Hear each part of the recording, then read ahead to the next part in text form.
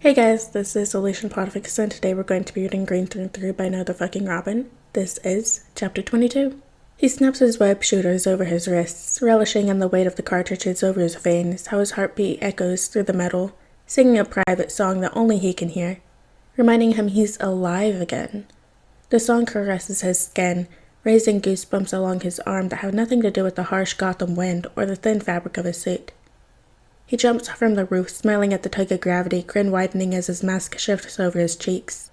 He lets himself fall, leaning forward, arms by his sides, closing his eyes and memorizing the sound of rushing wind in his ears. He waits. It's a tall building. Until he's yards, feet, inches from the ground, and suddenly he feels the tug of his webbing pulling at his shoulder, rightening him. He grabs the line and runs along the roof of parked semi-trucks, jumping across cars, racing along empty road, until the web starts lifting him higher and higher, higher. The sound of joy escapes his lips, following him like a trail of a comet. As he climbs up and up, he reaches the peak of his wing and releases his tether, continuing his journey skyward, weightless, flying. At the crest of his leap, the fleeting moment in between rising and falling, he unfurls an arm, hoping to touch the cloud. He doesn't quite reach, but he gets close. He falls. He's back to the earth. But he doesn't stay that way, no. He leans into the pole, flipping to face the ground, laughing mirthful and loud and true, eyelashes brushing lightly against fabric. He keeps his arms and legs together, diving back into the Gotham streets. He grabs onto a lamppost, swinging round and round, launching back into the air. He runs horizontal along the sheer glass sides of skyscrapers. He leaps over shorter buildings and jumps between water towers and billboards. He snaps his wrist out, two strands of webbing attaching to the buildings either side of him. He pulls the lines like a slingshot and shoots himself forward, feet first, towards the tallest building in the skyline. The soles of his shoes connect briefly before he sprints straight up, impatiently using his webbing to hasten the climb. He reaches the tower's peak, momentum almost causing him to fall backwards, back towards the ground, but he sticks on. He pulls the mask to above his eyebrows, heaving breaths through giddy laughter. He had forgotten what it was like to jump and fall and fly. Forgotten the wind on his face and the happy hum of aching muscles, forgotten the lightness of his heart and steady thunder of life in his chest.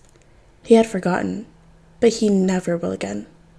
So, from his post atop the left prong of Wayne Tower, with a heart full of fear, he leaps into his new city. He learns that during his joyride, he crossed from the Gotham City district to Old Gotham, conveniently avoiding the big bad bat and his Robin, and placing him firmly in Batwing's patrol path. Old Gotham is filled with skyscrapers and gargoyles and spires. Also, oddly enough, a whole load of blimps. It might appear miserable, or even dystopian to others, but not to Peter, because Peter can hear and feel. The streets may be empty of people, but he can see, even from his perch at LexCorp, Oscorp knockoff, he'll bet his bottom dollar, that it's not so sacredly super frickin' evil tower, that the roads are full of cars, clanking and trundling along congested roads. Shaking with bass and blaring radios, he can hear the streets aren't silent. There are sirens and gunshots ringing through deserted alleys. And even those are almost drowned out by the voices of the people. People who are stuffed into bars and cafes and food chains, talking and laughing in the light of ever-changing billboards. Old Gotham is loud, in a private, aloof kind of way. They keep their noises contained and close to the chest, hoarding it like treasure. Their noise is solitary and pointed, a sort of challenge. We'll keep our noise to ourselves. We're happy to let you stay ignorant. It's ours. It reminds him a lot of Midtown.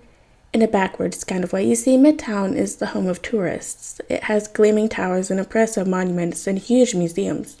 It has blaring billboards and shining signs, streets choking in noise and people in cars. But the people in Midtown are solitary and sneering. They hate tourism more than anything. They'll elbow past you on the street to get to where they need to go and handle life with an irritated resignation. The people in Midtown are kindred spirits with those of Old Gotham. Judgy, independent, slightly self-centered. It makes him smile. Old Gotham also seems to be the territory of Batwing. Peter can hear the whirring mechanics of the suit a couple blocks away, moving in the opposite direction.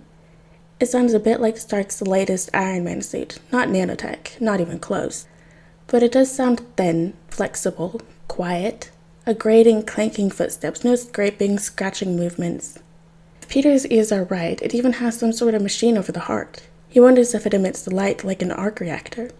Peter jokingly thinks about how he's now seen, heard, talk to one bat, one bird, Robin, and one miscellaneous, Red Hood. He snorts into his mask and lets himself swing off the LexCorp tower, towards the car alarm he's heard a few streets away. He drops into a fire escape overlooking a small dead-end alley where a car is parked discreetly behind a couple dumpsters. Unfortunately for the owner, it wasn't parked discreetly enough because there's a car thief, leaving the car. The man gets into the car and Spider-Man lands soundlessly onto its roof. He fumbles with his screwdriver to disable the alarm, swearing colorfully. Screws fall to the carpeted floor as the man hurries. After a tense few seconds, he manages to turn it off, leaving Peter's ears ringing. The thief sighs loudly, sound laced with relief. Peter decides to disrupt that.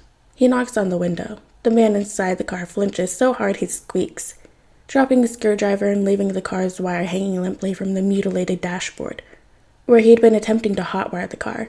He pops his head down into the thief's line of sight and, just to be a dick, sticks his feet to the car's roof and mimes lowering the window. The guy, to his surprise, complies. "This doesn't look like it belongs to you. I know sharing is caring and all that, but this is a bit far, don't you think?" he says, slipping easily into his Spider-Man voice, manipulating his voice to sound older, more reassuring and confident. Leaning more heavily on his Queen's accent, it isn't hard, spiders don't have vocal cords after all, and Peter makes his voice deeper and more masculine all the time anyway. "Just take me in, man, give me to the cops, don't gotta beat me, I swear." Peter scrunches his face in confusion, mourning the loss of his expressive lenses. He was too impatient to put them in the mask. He'll fix that later. "You know, I think you're the most cooperative thief I've ever met." He sticks his hand through the open window. "I'm Spider-Man." The man takes his hand warily. "Hugo." "Pleasure to meet you, Hugo." He shakes the hand and retracts it from the window. "Now, if you will, exit the vehicle." But Hugo stays rooted to the seat, suspicion sneaking onto his face. "You ain't a bat, are you?" Peter gives him a flat stare. "I just introduced myself. Spider-Man. Spider. Do you see me wearing ears?" He puts 2 fingers beside each temple to show that he is, in fact, not a bat. You know, in case this crook is a visual learner. "You a rogue? Do rogues usually stop you from stealing cars?" "Didn't think so. Now, are you gonna get out of the car or what?" "Nah." "What do you mean, nah?" At that moment, the car jerks forward, almost throwing him off before speeding onto the street. He leans back over the still open window as the car swerves, shouting over screeching tires, "Young man, I will turn this car around." He then shoots the web at Hugo's shirt and yanks him out of the car through the open window, attaching the line to a nearby building and leaving him dangling. He flips off the roof, landing neatly on the road, and attaches 2 more lines to the back bumper and pulls the car to a stop. He turns around to the dangling car thief, waggling his finger like a disappointed mother. "I expected better of you, Hugo. I was gonna let you go and everything. Too bad I have to call the police now," he says, finding a phone in Hugo's front pocket and dialing 911. "What the fuck, man? What the actual fuck?" He's cut off with a glob of webbing to his mouth. You're in timeout, mister. Sit and think about what you've done." He scolds while the call rings through. "Hello?" A tired and slightly confused voice sighs on the end of the line. "Hiya, I'm a car thief. I stole a car and I want penance for my crimes. Come pick me up at..." He lists off the intersection they sit at and promptly hangs up the call. He then returns the phone to Hugo's front pocket, patting it twice. "Let this be a lesson. Listening to vigilantes, good. Grand Theft Auto, bad." He punctuates the sentence with the thumbs up and thumbs down respectively. Then he pats Hugo's head and swings away, hearing bat wings roaring and humming suit coming to pick up confused and slightly stunned car thief. He leaves the scene comforted by the knowledge that the GCPD are too busy with the other shit to deal with the car robber, and that his call just alerted Batwing to the crook. The GCPD is super corrupt. Peter would never leave anyone short of a murderer in their custody willingly. He trusts the local heroes far more. He stops on a roof a block over and listens to the alley he left Hugo in. After hearing that Batwing has detached him from the ball, with no small amount of confusion, is taking him straight to the precinct and returning the car to its owner, he swings away, content with his impact. Peter knows this method isn't really sustainable and adds "find trustworthy police officer" to his to-do list right after "add expressive lenses to mask," as he leaves that district behind. He swings through the Diamond District, across Finger River, and through Robinson Park, carefully avoiding Batwoman and Red Robin, and stopping every so often to disrupt drug deals and muggings. Most of the crooks are terrified of him, thinking he's some new insect-themed rogue, which, rude. Rogues don't threaten to call the cops and scold you for improper gun safety. At least, not any rogues that Peter's aware of. But Gotham does have an unhealthy amount of bad guys, so he supposes that there is a non-zero chance. But seriously, some of the rogues are so weird it's comical. Like Calendar Man? Seriously? Or Condiment King? Like that is how they want to be known and addressed? But Peter guesses that he can't really judge, seeing as he has his fair share of dumb villains, like the Trapster, whose whole gimmick is a glue-filled backpack, which is just a slightly less lame Condiment King. Typeface really enjoys vandalism for no reason, and Leapfrog just has pogo stick shoes. But the difference is that Peter's villains are doing it for the vibes and the aesthetic. Batman's villains make their gimmick their whole personality. He legitimately doesn't know which one is more lame. These thoughts occupy him while he swings out of Robinson Park and into the Upper East Side. He stops on top of a water tower above a residential building and listens to this new part of the city. He gasps a breath as he realizes that it sounds almost exactly like his beloved Queens. The sirens are marginally quieter. There's idle, familiar chattering humming through homes in too many languages to count. Cars are fewer and far between. People walk the streets in large groups in dark clothing. It doesn't sound like the other districts he'd patrolled. It sounds heart-wrenchingly like home. He lets out a sharting breath and a quiet laugh as he descends into this new district, determined to see it and breathe it in. It's big, huge really, though Peter can hear one very quiet vigilante grappling around. He feels like an area this large really ought to have more than one bat, but what does he know? Underneath the ever-present dirt and grime of Gotham, it smells like cooking food and booze, like Queens. It's just, like Queens, it's too close to the outskirts to be considered brash and rough like the Bowery or the Narrows, too far away from the bustling City Hall district to be considered desirable and metropolitan. The Upper East Side is busy and entangled, but not loud, dotted with bodegas and graffiti. Like Queens, it's where the working class slink off to at the end of their shift. It's diverse, like his home, people from all corners of the planet, rich and poor and those in between speaking in their languages, eating their own food, and living in their own customs and lifestyles, right next door to one another. The people of the Upper East Side are like his neighbors. They have an abrasive reputation, mainly due to having their own dialect. But underneath, they have an intense love for their borough. Both are aggressively stubborn. They fight against gentrification, unlike places like the Dime District or Soho. Small, privately run shops firmly standing their ground against larger chains. Untrusting, but if you know where to look, you can see the love the people hold for their home.